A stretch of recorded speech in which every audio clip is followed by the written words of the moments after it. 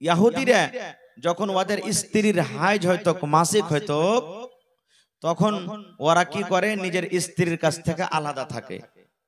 একজন সাহাবী এসে বলছেন, ইয়া রাসূলুল্লাহ, যখন ইহুদির স্ত্রীদের বেটিদের যখন হাইজ হয়, মাসিক হয়, মাসে মাসে 4 দিন 5 দিন 3 দিন 7 দিন যতদিন নাপাক হয়ে থাকে, ওরা কিন্তু নিজের স্ত্রীকে পাঞ্জরে লেই না, আলাদা করে বলে থাক। ওদের কোনো হাতের খানা পিনাও খায় না, না তরকারি রান্না খায়, না ভাত রান্না খায়, না রুটি, না ঘাঁটি, কিছুই খায় না। ওরা বলে তুই নাপাক হয়ে আছিস, তোর বিছানা আলাদা, তোর ঘর আলাদা, তুই আলাদা হয়ে থাক, যতদিন নাপাক হয়ে থাকবি রান্না বান্না করিস না। তাহলে এটা জুলুম হয়তো না ভাই? এখন কি আছে? এটা কি আছে আমরা করছি? করি না। কিন্তু নবীজি কি বললেন? রে আমার সাহাবী, ও আমার উম্মতারা, তোমরা শুনে নাও, আল্লাহ রাব্বুল আলামিন মেয়েদের প্রতি জুলুম অত্যাচার করতে নবীজি নিষেধ করে দিয়েছেন। নবী বললেন, সাহাবী রে, ইহুদিদের যখন স্ত্রীদের হাজ হয় তখন ওরা নিজের বিবির কাছ থেকে আলাদা থাকে, ওদের বিছানাটা আলাদা থাকে, ওদের খাওয়া দাওয়া আলাদা হয়, ওদের রান্না বান্না আলাদা হয়।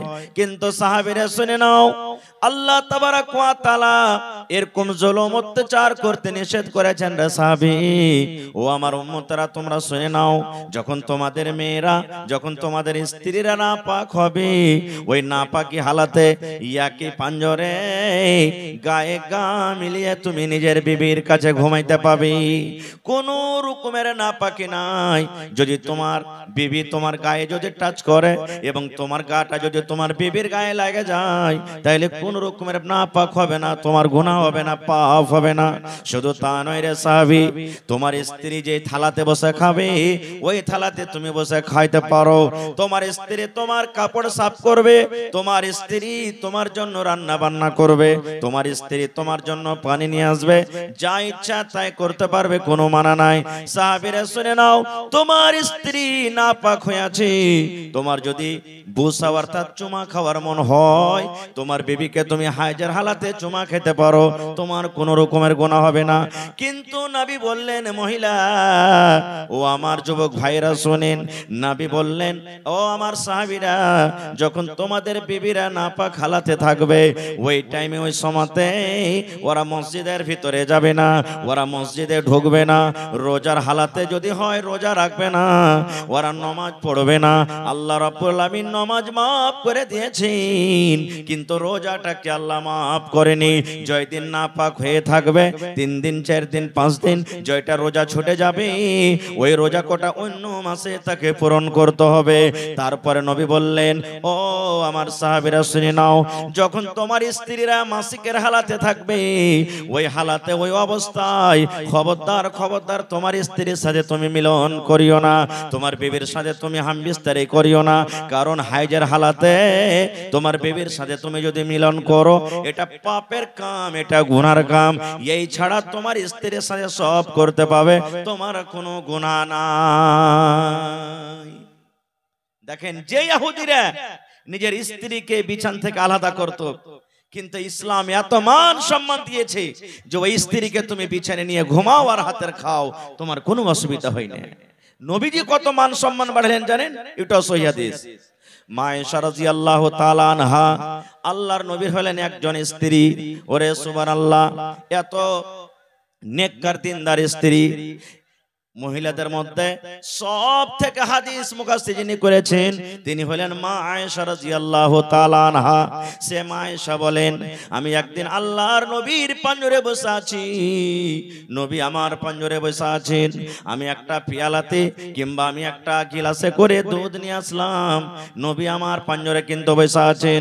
নবীর সামনে আমি সেই দুধ মুখে লাগিয়ে দিলাম, গিলাসটা মুখে লাগিয়ে দিলাম, এবার আমি দুধ পান করতে লাগলাম কিংবা পানি পান করতে লাগলাম।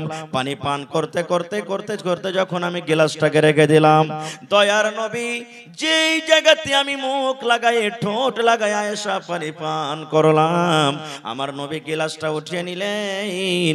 আর উঠিয়ে নেওয়ার পর যে জায়গাতে আমি মুখ লাগাই ঠোঁট লাগাই আমি পানি পান কিংবা দুধ পান করলাম, দয়ার নবী ওই জায়গাতে মুখ লাগাই পানি পান করলেন। মান সম্মান বাড়লো না বাড়লো না? শুধু তা নয়, মায়েশা আরো বলেন আমি গোশত খাই কিংবা হাড্ডিতে আমি দাঁত লাগাইয়ে কামড় লাগাইয়ে খাই, আমি ওই পিসটাকে খেয়ে ওই গোশতের পিসটাকে খেয়ে যখন আমি থালাতে রেখে দিলাম, দয়ার নবী পিসটাকে উঠিয়ে নিলেন। আর পিসটাকে উঠিয়ে নেওয়ার পর আমি আয়েশা যে জায়গাতে মুখ লাগাইয়ে কামড় দিলাম, যে জায়গাতে আমি দাঁত লাগাইয়ে কামড় দিলাম, আল্লাহর নবী ওই জায়গাতে মুখ লাগাইয়ে কামড় দিয়ে খেলেন। নারে তাকবীর। এবার মা আয়েশা কি বলছেন শেষের বেলাতে, আমি যে এরকম ভাবে নবীর সাথে খেলাম, আমার কাইঞ্জিরা ঝুট্টা জিনিস নবী খেলেন, আমি হাইজের হালাতে মাসিকের হালাতে আমি ছিলাম। সুবহানাল্লাহ। তাহলে দেখেন ইসলাম ধর্ম মান সম্মান দিয়েছেন দেনি ভাই আল্লাহুস সামাদ। কিন্তু তখনকার ইহুদিরা নিজের স্ত্রীদের নিজের মেয়েদের মান সম্মান দিত না। আজকে আমরা মুসলমান হয়ে মেয়েদের মান সম্মান দিই না। বলবেন কেমন করে? জি, একটা হাদিস শুনেন আরো। আল্লাহর নবী বলেছেন আদ-দুনিয়া কুল্লুহা মাতা ওয়া খায়রু মাতা'id দুনিয়া আল মারআতুস সালিহা। এই দুনিয়াতে সবথেকে দামি জিনিস কি ভাই? সোনা। সোনা দামি জিনিস না সস্তা? একটু কথা বলেন। দামি জিনিস। চাঁদি হীরা মতি মুক্তা এগুলা দামি জিনিস না সস্তা? ওরে সুবহানাল্লাহ। কিন্তু দয়ার নবীর হাদিস শুনেন, আল্লাহর নবী 1400-1450 বছর আগে এলান করে দিয়েছেন, ও দুনিয়ার মানুষ তোমরা শুনে নাও, সোনা একটা দামি জিনিস, চাঁদি একটা দামি জিনিস। ও আমার সাহাবীরা শুনে নাও, সোনা হীরা মতি মুক্তা যত দুনিয়াতে দামি দামি জিনিস আছে, আল্লাহর নবী বলেছেন সমস্ত দামি জিনিসকে এক সাইডে একদিকে তুমি রেখে দাও, আর যত দুনিয়ার দামি জিনিস আছে এক সাইডে রেখে দাও। সমস্ত দামি জিনিস থেকে হলো সব থেকে বেশি দামি যেটার ব্যাপারে রাসূল বলেছেন আল মারআতুস সালিহা, একটা নেককার নারী, একটা নেককার দিনদার মেয়ে। কারণ সোনা তার আগে ফেল হয়ে যাবে, চাঁদি তার আগে ফেল হয়ে যাবে, হীরা মণি মুক্তা তার আগে ফেল হয়ে যাবে। একটা দিনদার নেককার নারীর আল্লাহ রাব্বুল আলামিনের কাছে যত দাম, একটা দিনদার মেয়ে ছেলের আল্লাহর কাছে যত মার্তাবা, দুনিয়ার সোনা চাঁদির অত মার্তাবা হইতে পারে না। কিন্তু সুবহানাল্লাহ, এই বর্তমান যুগে পৃথিবীতে সব থেকে যদি সস্তা আছে তো একটা বেটি ছেলে। বেটি ছেলে সস্তা নেই ভাই। এই যে পানির বোতল দেখেন স্টেজে আছে, হাফ লিটার খরিদ করতে যাবেন 10 টাকা লিবে, লিবে না লিবে না? জোরে বলেন লিবে না লিবে না? লিবে। একটা সালাই আপনি কিনতে যাবেন 2 টাকা 1 টাকা লিবে, লিবে না লিবে না? লিবে। ভাই মুসলমান, কিন্তু একটা নেককার বেটি ছেলে যাকে বাপ 18 বছর 20 বছর 15 বছর বাড়িতে কত যত্ন করে মানুষ করছে, তার খাওয়ার পরার এলাজ কত কষ্ট করে দিচ্ছে, কিন্তু সেই বেটি ছেলেকে যখন আপনি আনতে যাবেন বিনা টাকাতে আনবেন? বিনা টাকাতে আমরা আনছি জি ভাই? জোরে বলেন আনছি? বিনা টাকাতে না, আগে টাকা লিছি, টাকা লিছি, আর লেওয়ার পরও কি করছি আপনার এলাকাতে আছে কিনা আল্লাহ জানে। এই আছে না আল্লাহুস সামাদ, সাথে সাথে আরো কি ভুল করছি। আমি ফতোয়া দিতে আসি না ভাই, কিন্তু ইশারাতে একটা কথা বলছি। আচ্ছা বলেন তো, আপনাদের এলাকাতে ধরেন কোন বেটি ছেলের বিয়ে হইলো, 2 লাখ টাকা 2 লাখ টাকা লাগবে, ফয়সালা হয়ে গেল, 2 লাখ টাকা দিয়ে দিল। এবার 10,000 15,000 টাকা মোহর ধার্য হলো, মোহরটা লাগবে তাকে। তো পকেট থেকে তো আমরা সবাই দিই না, কত ভাইকে দেখছি যে হাজি বিহাই 15,000 টাকা তো মোহর লাগবে, তুমি আমাকে 2 লাখ টাকা দিবি করবে, তো 15,000 টাকা কেটে তুই আমাকে টাকাটা দিও, 15,000 টাকার মোহর হয়ে গেল। এরকম হলো? এরকম হয় না নাকি? হয়েছে। আচ্ছা আজকে বলেন তো, আজকে জালসাটা কিসের? মসজিদের জালসা। জালসাটা কিসের ভাই? মসজিদের জালসা। আমি যদি বলি ভাই কেমন আছেন 10,000 টাকা দেন, আপনার পকেটে টাকা নাই। এবার গেলেন গ্রামে, গ্রামে যে একটা গাড়ি কিংবা কাহারির বল গরুকে চুরি করে বিক্রি করে আসলে মসজিদে দান করতে হবে, চল, আর দিয়ে দিলেন, নেকি পাওয়া যাবে? নেকি পাওয়া যাবে? পাওয়া যাবে না খুব। তো ওইখানে যে গুন্ডাগার্দি হয়ে গেল রে ভাই, ওখানে চুরি হয়ে গেল। এক তো জাহেজ পণ লওয়াটা হারাম, শরীয়তের নিগাতে হারাম হারাম। আর ওই হারামের টাকা দিয়ে একটা জায়েজ জিনিসকে, যেটা শরীয়তে বিহাতে মেন জিনিস হলো মোহর, যাকে আদায় করতে আল্লাহ রাসূল বলেছেন, সেই মোহরটা আমরা দিয়ে স্ত্রীকে হালাল করব, সেটাও তো আমরা হারামে টাকা দিলাম। তো ভাই আমার, মেয়েদের মান সম্মান কোথায় আমরা রাখলাম? মানটা রাখলাম আমরা কি? মান রাখলাম না আমরা। ভাইরে আমার টাইম খুব শর্ট, আর একটা হাদিস আপনাদের সামনে রাখি। ভাই মুসলমান, আজ থেকে নিয়ে 1400 1450 বছর আগে মক্কার লোকেরা, মক্কা নগরে কেউ কেউ, সবাই নাই, সব মানুষ খারাপ নয়, কোন মানুষ কি করত, নিজের বেটিকে, জিন্দা বেটিকে দফন করত। জিন্দা বেটিকে মাটিতে দফন করত, পুঁতে দিত, জীবিত বেটিকে দফন করত। কেমন করে? ইমাম বাগাবী রাহমাতুল্লাহ আলাইহি বলেন যে আল্লাহ তাবারাক ওয়া তাআলা কোরআনে বলছেন, ওয়া ইযা বুশিরা আহাদুহুম বিল উনসা যাল্লা ওয়াজহুহু মুসওয়াদ্দান ওয়া হুয়া কাযীম। ওরে সুবহানাল্লাহ, যখন মক্কা নগরে, ওই মক্কার জমিনে যখন তারা খবর পেত, ওরে আল্লাহ কি খবর, যে তার বাড়িতে মেয়ে জন্মগ্রহণ হয়েছে, বেটি জন্মগ্রহণ হয়েছে, ওই বাবা শরমের কারণে, লজ্জার কারণে গ্রামের ভিতরে হাঁটতে পারত না, দোষ বন্ধুর সামনে বসতে পারত না, গ্রামে হাঁটতে পারত না। আল্লাহকে আমাকে শ্বশুর বলবে, কাকে আমি জামাই বলবো? আল্লাহ এরকম ভাবে লোকেরা আর দিত। গ্রাম দিয়ে যদি লোকটা হেঁটে যেত, মানুষেরা দেখিয়ে দেখিয়ে বলতো, দেখ রে দেখ, এটা হলো বেটির বাপ, এটা হলো মেয়ের বাপ, এটা কন্যার বাপ হেঁটে যায়। এরকম ভাবে লোকেরা তানা দিয়ে কথা বলতো।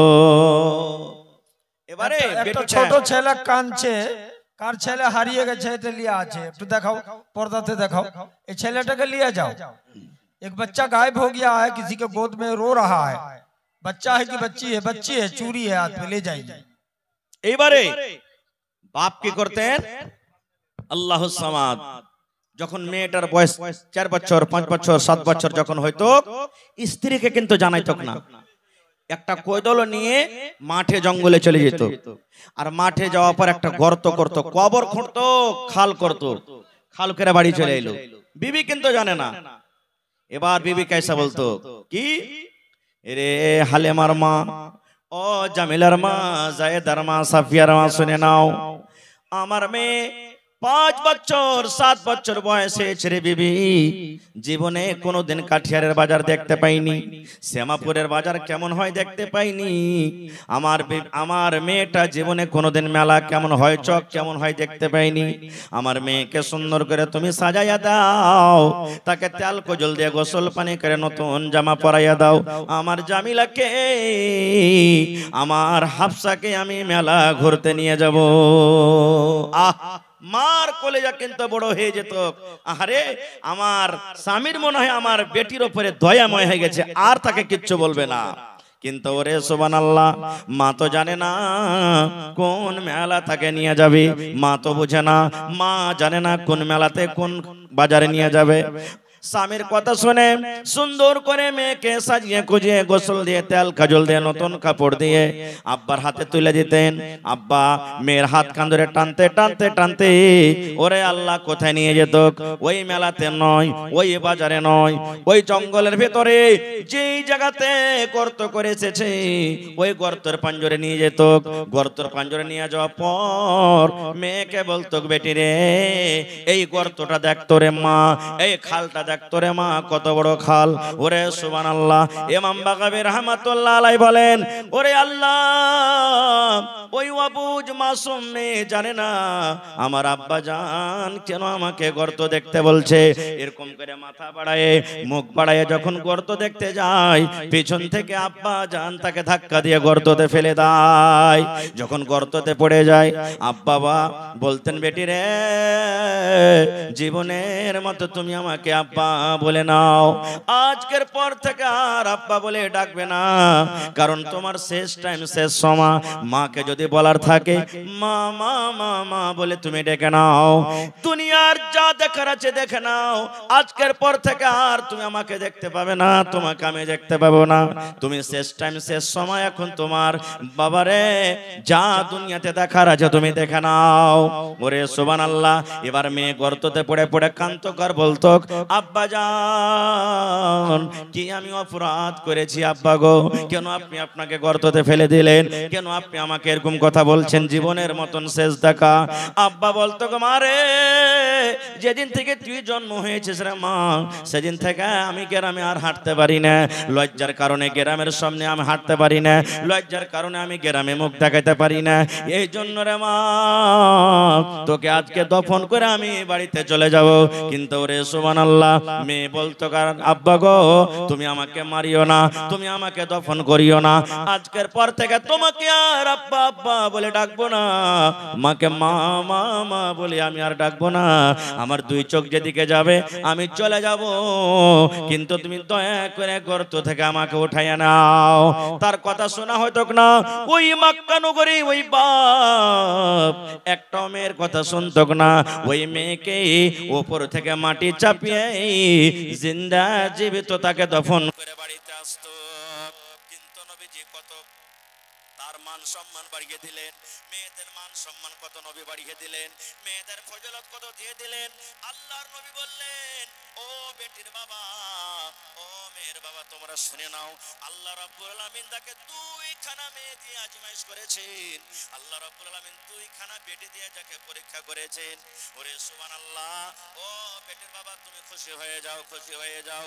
আল্লাহর নবী বলেছেন, যার বাড়িতে মেয়ে জন্মগ্রহণ হয়েছে ওই বাপ যদি মুখখানাকে ভারী না করে, ওই বাবার যদি মুখখানটা কালো না হয়ে যায়, ওই বাবা যদি আফসোস না করে, আল্লাহ কেন তুমি আমাকে মেয়ে দিয়েছ, আল্লাহ ছেলে কেন দাওনি, হাসি মুখে আল্লাহ যেটা দিয়েছে আল্লাহর হাজার হাজার শুকর। ওই মেয়ের লালন পালন করে মেয়েকে বড় করে যতদূর পারলো শিক্ষা দিয়ে ভালো ঘর ভালো পর দেখে তার যদি বিয়ে লাগিয়ে দিতে পারে, আল্লাহর নবী বলেছেন, ও মেয়ের বাবা আর আমি নবী জান্নাতের ভিতরে যাব রে, জান্নাতের ভিতরে যাব। ওই বেটির বাবা আর আমি নবী জান্নাতের ভিতরে যাব। কত দূরে দূরে থাকবো জান্নাতের ভিতরে, জান্নাতে গিয়ে কত দূরে দূরে থাকবো।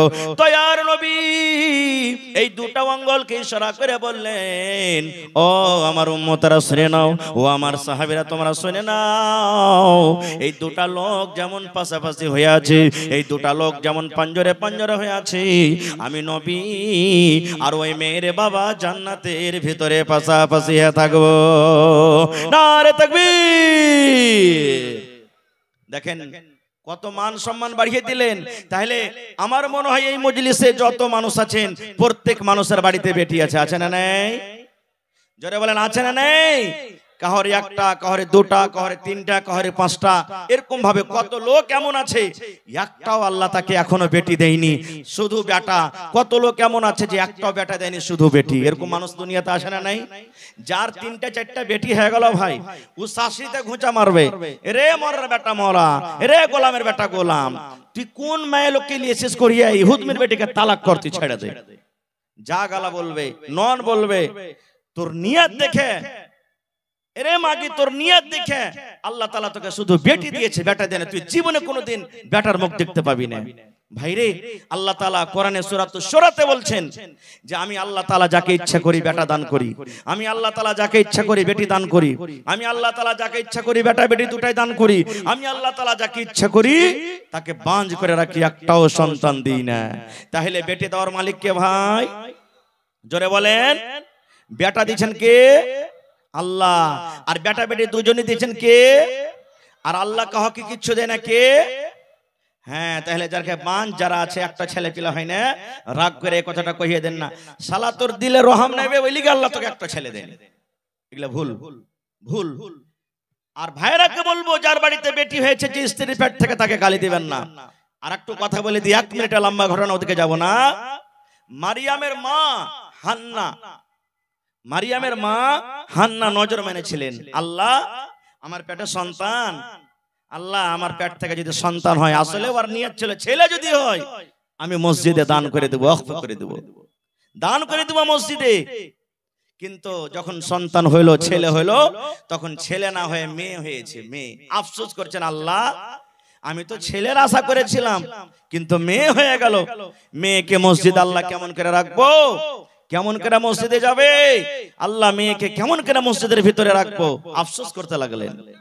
আল্লাহ রাব্বুল আলামিন তখন বলছেন, ও হান্না তুমি শোনো রে, ও হান্না তুমি শুনে নাও, তোমার মেয়ে হয়েছে, তুমি চিন্তা করিও না, আফসোস করিও না হান্না রে, তুমি চিন্তা করিও না, কারণ এটার নাম তুমি রাখো মারিয়াম, তোমার পেটের নাম তুমি রাখো মারিয়াম। তোমার এই মারিয়াম দুর্গাপুরে যে মারিয়াম আছে ওই মারিয়ামের মতন নয়, কাঠিয়ারে যে মারিয়াম আছে মারিয়ামের মতন নয় রে, পূর্ণিয়া জেলাতে যে মারিয়াম আছে মারিয়ামের মতন নয়, তোমার এই মেয়ে মারিয়াম হলো আলাদা। তাহলে আমি বলার উদ্দেশ্য হলো এই যে যদি মানুষের হাতে যদি থাকতো যে আল্লাহ বেটা দাও, তো মারিয়াম না হয়ে মারিয়ামের জায়গাতে মারিয়ামের ভাই হতো, হতক না, হতক না ভাই, জোরে বলেন, হতক না, হতক না। এবার আর একটা বুখারী শরীফের হাদিস বলে দিয়ে আমি দিয়ে তখন আমি লাইনটাকে কেটে দেব, যে আল্লাহর নবী নিজের বেটিকে কত ভালোবাসতেন। নবীজির ছেলেরা ছোটতেই মারা গেছেন, বড় হয়নি, ছোটতেই মারা গেছেন। এবার নবীজির মেয়ে হলো 4টা, কয়টা জোরে বলেন, 4 জন মেয়ে। আর মক্কার লোকেরা নবীকে আফতার বলতেন, ইন্না আতাইনা কাল কাউসার ফাসাল্লি লিরাব্বিকা ওয়ানহার ইন্না শানিয়াকা, কি আছে, হ্যাঁ মক্কার লোকেরা নবীকে আফতার, আফতার মানে কি, হ্যাঁ দেখ দেখ यार বেটা গেল তো দুনিয়াতে চলে গেল বে, यार জড় কেটে গেল, আর আগালে কিছু করতে পারবে না, মানে কি यार বুনিয়াদ সাফ, এখান থেকে জড় সাফ, यार নাম লেনা वाला দুনিয়াতে কেউ হবে না, কেউ নাম লেনা वाला হবে না, কারণ यार বেটারা সব সাফ হয়ে গেল। কিন্তু আল্লাহ তাআলা বললেন ইন্না শানিয়াকা হুয়াল আফতার, নবীজিকে সন্তুষ্টি দিলেন আল্লাহ তাবারক তাআলা। আমি ওদিকে যাব না। নবীজির বেঁচে থাকা কালে 3 জন বেটি মারা গেছেন, শেষ বেটি নবীজির মৃত্যুর পর মারা গেলেন। ছোট বেটির নাম হলো ফাতেমা রাদিয়াল্লাহু তাআলা আনহা। নবীজির শেষ টাইম, শেষ সময় সাহাবায়ে কেরাম বসে আছেন আঞ্জরে পাঞ্জরে, নবীজির বিবিরা বসে আছেন, এরকম টাইমে নবীজি বলছেন আমার মা কই, মানে মা মানে কি, আমার বেটি কই, কই আমার ফাতেমা, আমার কলেজার টুকরা কই, আমি তার সাথে কথা বলবো। ফাতেমাকে খবর হলো, ও ফাতেমা তোমার আব্বাজান জানি না কি কারণে তোমাকে ডাক দিয়েছি, তোমার আব্বাজান অসুখ হয়ে আছে, বেমারি হালাতে আছে। আব্বার কথা শুনি ফাতেমা রাদিয়াল্লাহু তাআলা আনহা তাড়াহুড়া করে আব্বার কাছে এলেন। এবার ফাতেমা দেখছেন সুবহানাল্লাহ সাহাবায়ে কেরামের দল বসে আছেন, ফাতেমা দেখছেন আমার মায়েরা সব গোল হয়ে হয়ে বসে আছেন। এরকম টাইমে নবীজি বেটিকে ইশারা করে বলছেন, বেটি রে একটা কথা বলবো রে মা, তোকে রে মা, ও আমার বেটি ফাতেমা একটা ছোট্ট করে তোমাকে কথা বলবো, যেন আমার কথাটা আমার সাহাবীরা যেন শুনতে না পায়, আমার কথা যেন আমার বিবিরা না শুনতে পায়। ও মা তোমাকে আমি ছোট্ট করে একটা কথা বলবো, তোমার কানটা আমার মুখের কাছে লাগাইয়া দাও। ফাতেমা এসো মা, তোমার কানটা আমার মুখের কাছে লাগাও। এবারে মা ফাতেমা রাদিয়াল্লাহু তাআলা আনহা এবার নিজের কানটাকে আব্বার মুখে লাগিয়ে দিলেন। দয়ার নবী ছোট্ট করে আস্তে আস্তে করে কোন এমন কথা বললেন, কথা বলতে না বলতে সুবহানাল্লাহ মা ফাতেমার চোখ দিয়ে ঝরঝর ঝরঝর ঝরঝর করে পানি ঝরতে লাগলো। মা ফাতেমা কাঁদতে লাগলেন, আহারে আমার দয়ার নবী বেটির চোখের পানি সহ্য না করতে পেরে, নিজের বেটিকে কান্না দেখতে না পেরে এবার নবীজি আবার বলছেন, মা তুমি কেঁদো না বেটি রে, তুমি কেঁদো না, তোমার কানটা আর একবার আমার মুখের কাছে লাগাইয়া দাও। এইবারে দ্বিতীয়বার মা ফাতেমা রাদিয়াল্লাহু তাআলা আনহা নিজের কানটাকে আব্বার মুখের কাছে লাগিয়ে দিলেন। এইবারে নবীজি আস্তে আস্তে করে কোন এমন কথা বললেন, যেই বেটি কাঁদছিল, যেই বেটির চোখ দিয়ে ঝরঝর ঝরঝর ঝরঝর করে পানি ঝরঝর, ওই কান্না বেটি এইবারে আব্বার কথা শুনে তার মুখে কিন্তু হাসি ফুটে গেল, হাসতে লাগলেন। শেষ কথা নবীজি দুনিয়া থেকে চলে গেলেন। কিছুদিন পর আবার নবীজি বেড়াতে এসেছেন আব্বার বাড়ি, মানে মা আয়েশা রাদিয়াল্লাহু তাআলা আনহা বেঁচে আছেন। এবার মা আয়েশা হলেন কে, ফাতেমার সতার মা। এবার তখন বলছেন, বেটি একটা কথা তোমাকে জিজ্ঞাসা করব মা, বলবে কি? মা আয়েশা বলছেন, ফাতেমা রাদিয়াল্লাহু তাআলা আনহা বলছেন, কি আম্মু? বলছে, বেটি রে কি এমন কথা যে কথাটা নবীজি আমাদেরকে জানাননি, আমরা তার স্ত্রী আমাদেরকে না বলে, সাহাবায়ে কেরামকে না বলে, তোমাকে কানে আস্তে করে লক করে তোমার কানে কানে নবী বলেছিলেন। প্রথম কথাতে তুমি কাঁদেছিলে, আর দ্বিতীয় কথা তুমি হাসেছিলে। মা একটু জানাবে নাকি? এবারে মা ফাতেমা বললেন, হ্যাঁ মা জানিয়ে দেব। আমার আব্বা জান কিন্তু এখন দুনিয়াতে নাই, আমি বলে দেব। বলছে, মা গো, আমার আব্বা জান যখন আমার কানে কানে প্রথম কথা বলেছিলেন, আমি কেঁদেছিলাম। আমার আব্বা জান এই কথা আমাকে বলেছিলেন, ও মা ফাতেমা, তুমি জীবনের মতো আমাকে আব্বা বলে ডেকে নাও, জীবনের মতো তুমি আব্বা আব্বা বলে ডেকে নাও।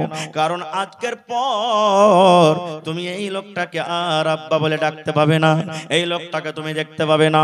ও মা ফাতেমা, আল্লাহ রাব্বুল আলামিনের আদেশ হয়েছে, অর্ডার হয়েছে, আমি এখন দুনিয়া থেকে চলে যাব রে মা, আমি এখন দুনিয়া থেকে চলে যাব, শেষ টাইম।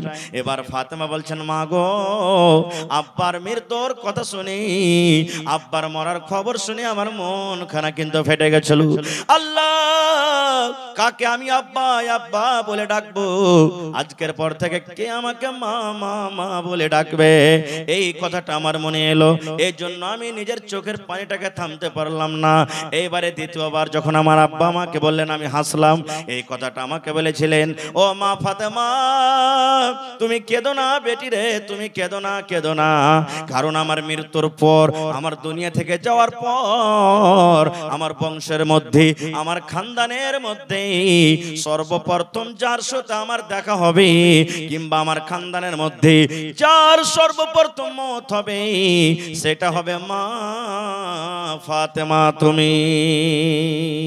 ঠিক নবীজির 6 মাসের মৃত্যুর পর মা ফাতেমা রাদিয়াল্লাহু তাআলা আনহা দুনিয়া থেকে চলে গেছেন। আমি ওদিকে যাব না, বলার উদ্দেশ্য হাদিসটা এই, নবীজি নিজের বেটিকে কত ভালোবাসতেন, কত আদর করতেন, যে নিজের মওতের কথাটা বিবি রেখে বললেন না, সাহাবায়ে কেরামকে বললেন না, বললেন কাকে ভাই? কাকে বললেন? আর আমরা কতটুকু ভালোবাসি? এ ডাবলু, এ হাবলু, এ ভল্টু, এ পলু, এ ঝড়ু, শুন এখানে, ওই মাঠের যত জমিন গালা আছে, যেগুলাতে ফসল হয় না, দগা টগা, ওগুলো একটাও তোরা লিবি না কেউ। আর যত রোডের কান্ধাতে একবারে ন্যাশনাল হাইওয়েতে ভুঁই গালা আছে, সব তোরকে নামে লক্ষ করে দি চল। এগুলো আমরা বেটিকে ভালোবাসি, এগুলাই দিছি আমরা বেটিকে। এমন কথা বলছি, বাক্সতে 5 লাখ টাকা আছে, খবরদার তোর কোনো বহিন জানতে না পারে, মরে যাব, তালা চাবি থাকলো, তোরা 3-4 ভাই ভাগ করে লিস। ভাইরে, এরকম আমাদের মোহাব্বত আদর। আর একটা হাদিস বলি, এই যে মসজিদের জালসা, আজকে কিসের জালসা ভাই? জোরে বলেন, কিসের জালসা? মসজিদে দান করে নেকি পাওয়া যাবে না? পাবে না? পাওয়া যাবে। বুখারী শরীফের হাদিস, আল্লাহর নবীর জামানাতে মসজিদে নববীতে একটা মহিলা ঝাড়ু দিত। होटल में खाना सस्ता कर दिया गया है, 100 रुपया प्लेट था, 60 रुपया कर दिया गया है। जिनको खाने की जरूरत है जरूर खा के जाएं, खाना खराब ना करे, खाना बच जाएगा तो मस्जिद का पैसा बेकार जाएगा।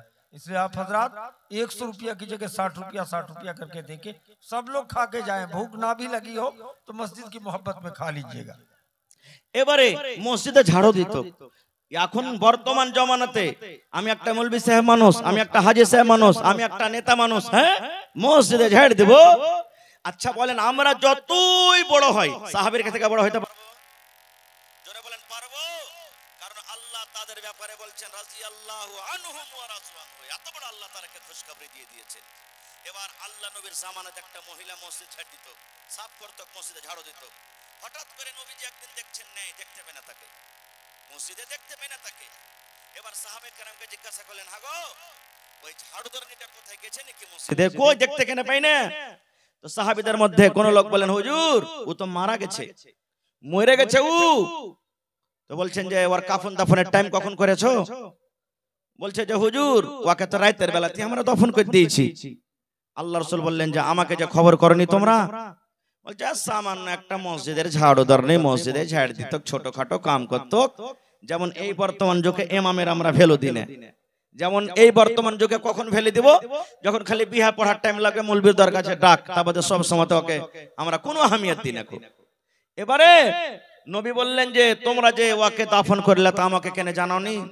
বলছে হুজুর ও সামান্য একটা মসজিদের ঝাড়ুদার নেই, মসজিদে ঝাড় দিত, ছোটখাটো কাম করত, তা আপনাকে কি কষ্ট দিব? আমি রাইতে করে দিয়েছি। ওরে সুবহানাল্লাহ। যখন কথাটা শুনলেন আল্লাহর নবী রেগে গেলেন। রেগে যাওয়ার পর বলে, চলো কোথাও মাটি দিয়েছো আমাকে দেখাও, কবরটা দেখাও কোথায় মাটি দিয়েছো। ওরে সুবহানাল্লাহ, জীবনের প্রথমবার নবীজি ওই লাশটাকে কবরটাকে সামনে করে জানাজার নামাজ পড়লেন। এই হাদিসটা থেকে আমরা কি বুঝতে পারলাম? নবীজি একটা মসজিদের ঝাড়ুদারনির মান সম্মান কত বাড়িয়ে দিলেন। এবার আপনাকে বলবো, যদি মসজিদের একটা ঝাড়ুদারনির মান সম্মান এত হয়, তাহলে মসজিদে যারা দান করে তাদের মান সম্মান কত? মসজিদে যারা দান করে ওদের সম্মান যদি বড় বেশি হয়, তাহলে যারা মসজিদে নামাজ পড়ে তার মান সম্মান কত ভাই? এই মানে আল্লাহ রাসূল সাল্লাল্লাহু আলাইহি ওয়াসাল্লাম এলান করে দিয়েছেন, মান বানা লিল্লাহি মাসজিদান বানাল্লাহু লাহু বাইতান ফিল জান্নাহ। ও আমার উম্মতেরা, তোমাদের মধ্যে যে আল্লাহকে রাজি করার জন্য এখানটা মসজিদ বানাবে, আল্লাহ তাবারাক ওয়া তাআলা তার জন্য জান্নাতের ভিতরে এখানটা ঘর বানিয়ে দিবে। সুবহানাল্লাহ।